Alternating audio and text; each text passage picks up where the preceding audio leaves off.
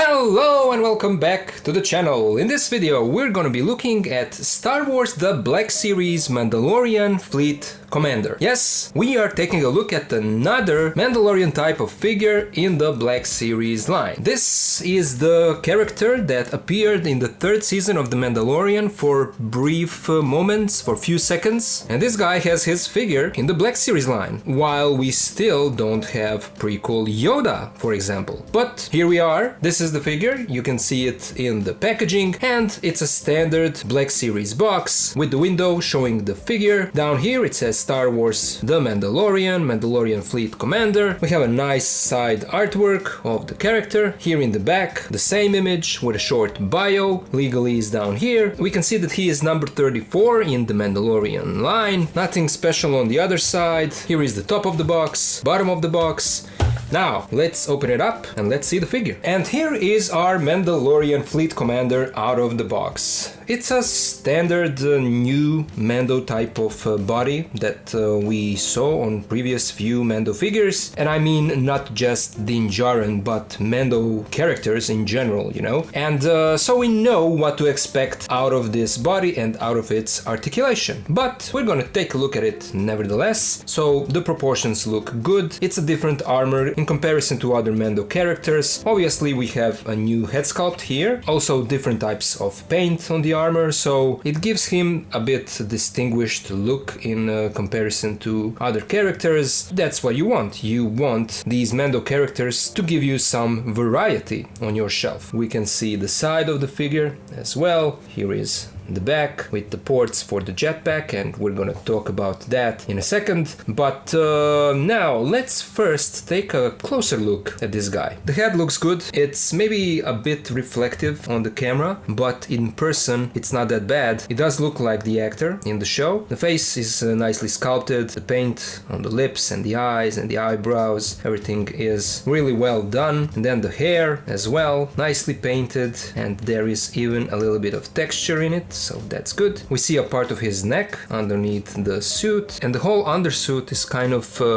dark blue, I would say. The Mandalorian armor looks good, but it's kind of flat and plain. The paint that they went with is kind of dull. It looks like rubber and not like Beskar armor or metal, you know. This piece here in the middle of the chest looks more metallic, has a little bit more shine to it than the rest of his armor, at least this gray part. And then this red part here is painted. These shoulder pieces are connected to the overlay. It doesn't hinder the movement of his arms, so that's good. As I said, this is overlay and it's made of a softer plastic. The undersuit has a lot of these sculpted wrinkles, so that's always good on these figures. Here we can see the back of the armor and previously mentioned ports where we attach his jetpack, and a few sculpted details here like holders of the jetpack. And then we can see the belt, a lot of small pouches here. Here is the front, and this buckle is painted in silver paint. Here we can see the legs as well. I must say that even though these gray parts are, as I said, kind of dull, I really like the reflectiveness, the shine of these blue parts of his armor. Look how shiny that is. Metallic looking, you know. And I like that. That is something that makes this guy different than the other Mando figures. And so, speaking of these, the gauntlets look good. They are well sculpted as always. I feel like there is even maybe a little bit of weathering on it, or maybe not, but we have these gray details on both gauntlets. And then the hands with this little plate that is also metallic. Right hand is molded as a trigger finger hand, and then the left one is gripping, holding hand. So that's it about the closer look at the figure. Now let's take a look at his accessories. And he doesn't come with much, but he comes with enough, I would say. Here is the smallest accessory, and that is his Mandalorian type blaster. And as always, there are those technical lines and details sculpted on it. There is no paint, but it is what it is. We saw these pistols before with other Mandos. So yeah, this guy comes with only one, and one of the gripes helps, at least for me, is the fact that he doesn't have a holster on him. There is no holster on the belt or anywhere on this figure, so he can't storage away his blaster. He always has to hold it in his hand, you know. Practically all the other Mando figures have holsters on them, but this guy doesn't, so that's a bummer. Then we can take a look at his Mandalorian helmet, and it's standard, what we used to with these Mando helmets, but this guy has different paint scheme. We have this light gray part on the faceplate that also looks dull, same as the rest of gray parts of his armor. The blue parts look shiny and metallic. This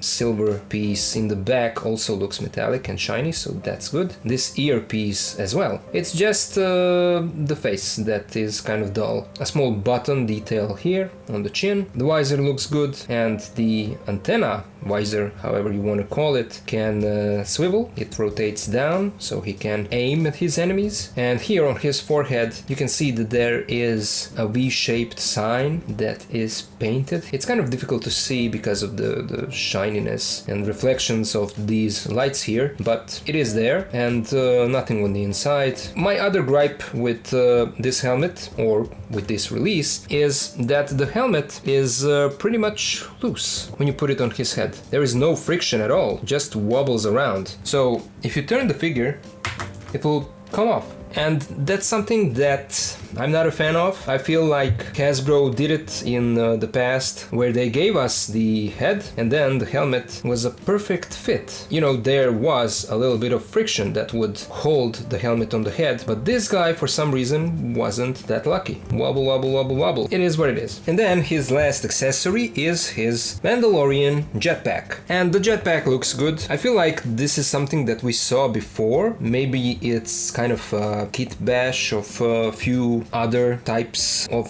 jetpacks, I'm not sure, but it's definitely different than the Mando one, it's different than the X-Woes one, and if I remember correctly, it's even different than the Death Watch Mandalorian jetpack. So yeah, it's different enough. And here, when comparing silver and blue, it's the other way around. Here, the blue parts are dull, while the silver parts look much more metallic and reflective. As you can see, as I move the jetpack, you can see the reflectiveness as the light hits the surface of the jetpack. So there you go. This rocket can be removed. It's a simple peg hole and a peg. No blast effects, of course. It would be great if Hasbro gave us some kind of blast effect for this rocket so that you can pose the figure like he's launching the rocket out of his jetpack. But no, at least it's detachable so you can kind of play around with it. And then down here we have these thrusters that are on a hinge so they can articulate. You can move them. And then there are sculpted peg holes, but again, this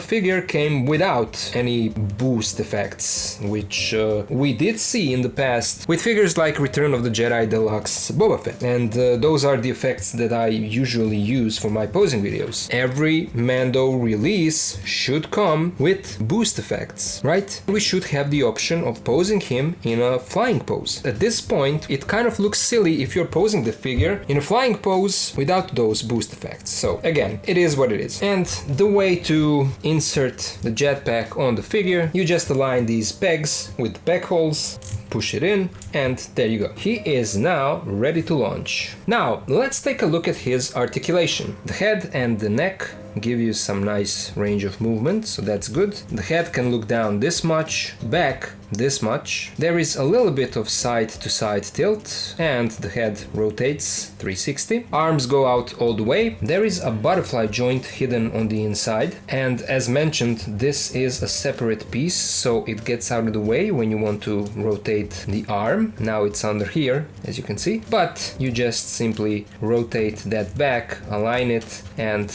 it's back on top, so no issue at all. No bicep swivel, but we do have a swivel in the elbow, and then the elbow bends this much, and we get another swivel in the gauntlet, and then a swivel in the wrist, and his right hand goes up and down, while his left hand goes in and out. We have a cut in the torso that is hidden behind this overlay piece, so that gives us some nice range of movement. He can tilt a little bit, but crunching forward you only get this much, back this much, legs move out this much, forward this much, back this much. This guy still has a thigh cut, so we have a swivel up here and then a swivel in the knee, and these knee pads are glued to the upper part of the leg. Knees bent this much, and then the feet move forward this much, back all the way. We have a nice ankle pivot and pec holes at the bottom of his feet. Let's now compare our Mandalorian Fleet Commander with some other figures. Here he is with the Black Series Bo-Katan and the Black Series Casca Reeves. Here he is with the Black Series X Woes and the Black Series Death Watch Mandalorian. And finally, here he is with the new Black Series Glavis Ringworld Mandalorian, a fantastic figure, and the Black Series The Armorer. And this is the standard release, not a deluxe one. So all in all, do you need this figure in your collection? I would say maybe. It all depends on if you are a huge fan of the Mandalorian and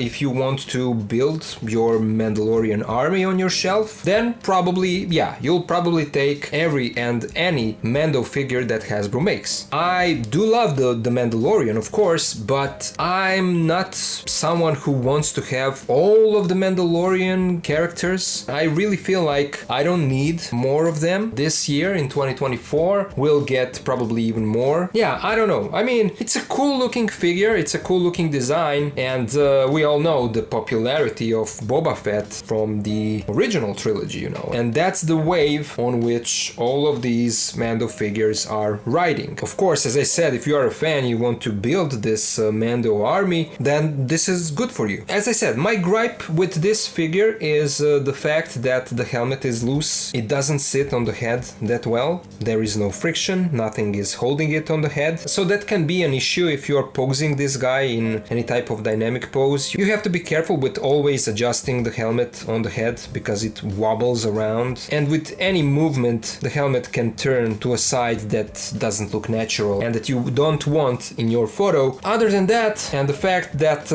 there is no holster on the figure, this guy looks good. As I said, the articulation is good. The posing can be fun with it. At this point, it's a shame that we still need more prequel figures, and I guess we are getting that this year, but we need more prequel figures and we are getting characters that had only few seconds on the screen and not even in the movie but in a show. But there you go. Now I would love to hear you guys. What do you think about this release? Do you have it in your collection? Do you plan on getting it if you don't have it? What do you think about the design? What do you think about the wobbling helmet and missing holster? Let me know all of it down in the comments. A special thank you always to my supporters on Patreon. Thank you guys so much for helping me to continue to do these reviews and my posing videos. And of course, to the rest of you guys who are watching, thank you all for supporting the channel in that way. Thank you all for being here with me, and